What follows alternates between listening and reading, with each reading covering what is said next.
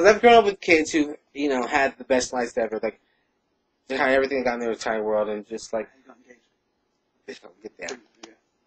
And just, you know, having the best life ever, like, growing up as, I mean, I've had, if you look at my MySpace right there, there's a girl named Jersey, my good friend, love her to death, who went on MTV, on Dance Life, fabulous dancer, and she's doing what she's doing, and I give her props. My friend Jacqueline was a hair designer, and hope if I would say Jersey, I would be successful to this day, but I'd be stuck up. Now, I'm not saying the rest of them are, which some of them are, but I love them. But if they were to come down here to Tennessee, the way they think will be different. When I came down here, 360. I went to Happy Valley, no ATM. The longest time I thought Yonder was a destination here in Johnson City. I thought, you know, you put in your GPS. I said, where's the nearest mall? They said, you know, turn left right here, turn left down there. You take a little, go straight up yonder, and there's, what you call the mall.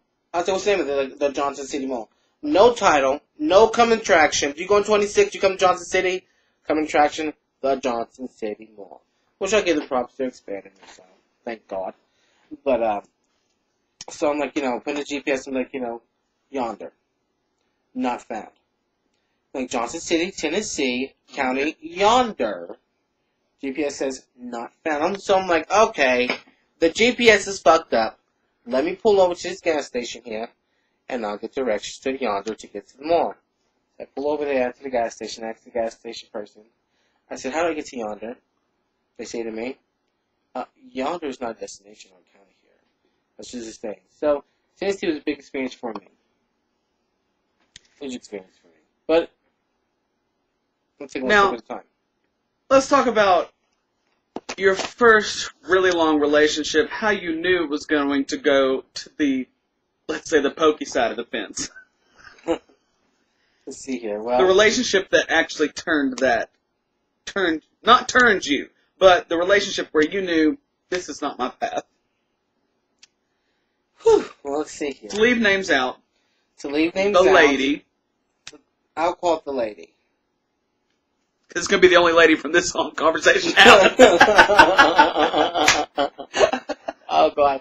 Well, the lady for my life. The lady who would have been the next Mrs. Stewart, not just really that thing right now.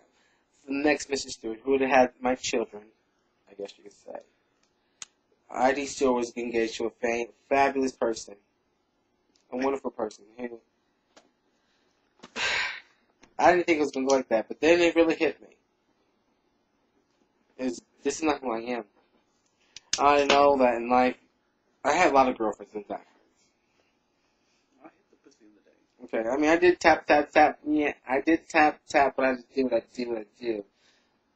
I'm gonna let you, I try to do what I have to do, what I do. But, it's really hard. It's really hard to satisfy people. I mean, I give you straight guys props. A bitch takes a while to get off. I mean, she gets hers. I mean, I try my hardest. Because let me tell you, I'm a diva. You guys see, I'm a bitch. I'm a bitch. I'm going to let you know how I want it, how it is, how it's about time for me to do what I got to do. Holler at your boy. And if it's not good what I want to see, don't touch me. I ain't touching you. It's a wrap. Go home.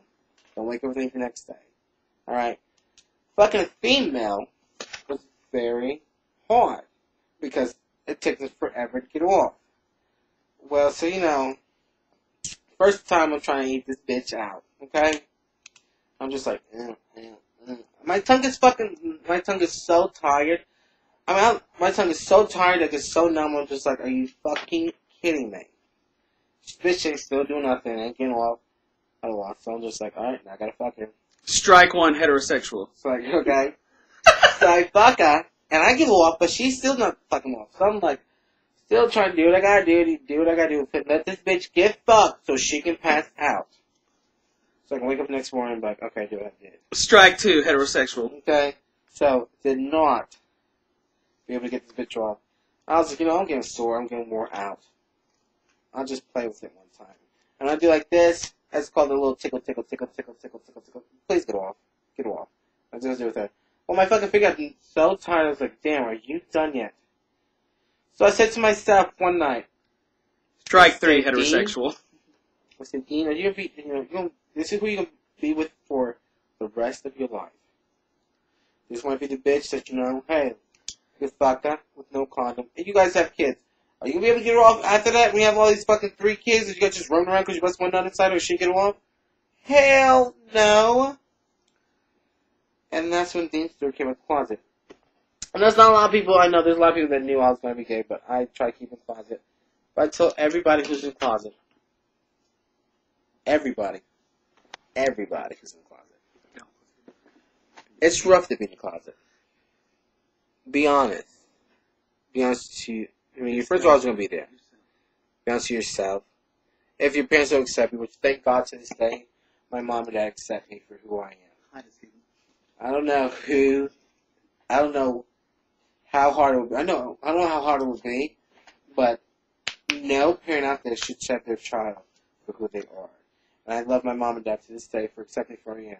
Which my mom accepted me for the back of her heart. And my dad took him a while, but if parents out there who have disowned their child for being gay or being lesbian, look at their child's eyes. They need you there. Don't throw them on the street, because you don't know what's going to happen. The world's rough. And for those people who are in the closet and you think that your friends are going to accept you for being who you are, it sucks. I've had friends who are going to see this video tonight knowing that I'm gay and be like, oh, I knew Dean Stewart was gay. And they probably will never talk to me again, but I'm sorry, happy it's off my chest. Because like I said, this is the Dean Stewart one-on-one interview. The first time, last time, and only time you'll see this. Part 1, documentary. All right, Dean. Tell us about, since you've been here in Tennessee, I'm sure this has happened a lot. You love to make people happy. You love to make yourself happy. You love to just keep it interesting, and you want everybody to have a good time. But tell us about the selfless times that you have given, but also the selfish times that people have taken from you. No names. You can give them aliases if you want. Like an example. Like an example of your selflessness. Your family is wealthy. You have things. Give some examples of what you've done for people in the past. While you've been here in Tennessee. I'm the kind of person... Some short examples. No names, of course. No names, of course, because this is honest. I'm the kind of person I'll always be there for somebody. Through thick and thin. After I came out the closet to some people, they're happy to accept me for who I am. And that's when more good friends now. I have more good friends now than I've ever did, really, ever, who accept me. Which was just crazy, though, because the people I thought would hate me for coming out the closet loved me because they knew who I was going to be. And respect me for who I am. And that's called a true friend. For those who wish I can be pretending I'm not gay and shit like that, I burn bridges out there. For somebody to talk behind my back, and I respect you for who I am, I burn the bridge. I don't hate you. I dislike you. Because hate's a strong word. I hate you for how your ways are towards gay people or towards me. The story that I have done something bad to you, I was so sorry from the bottom of my heart. I know I have done some many things in my entire life. And I've been a bitch. Because I am the bitch. I'm sorry for that. I'm sorry for being so disrespectful.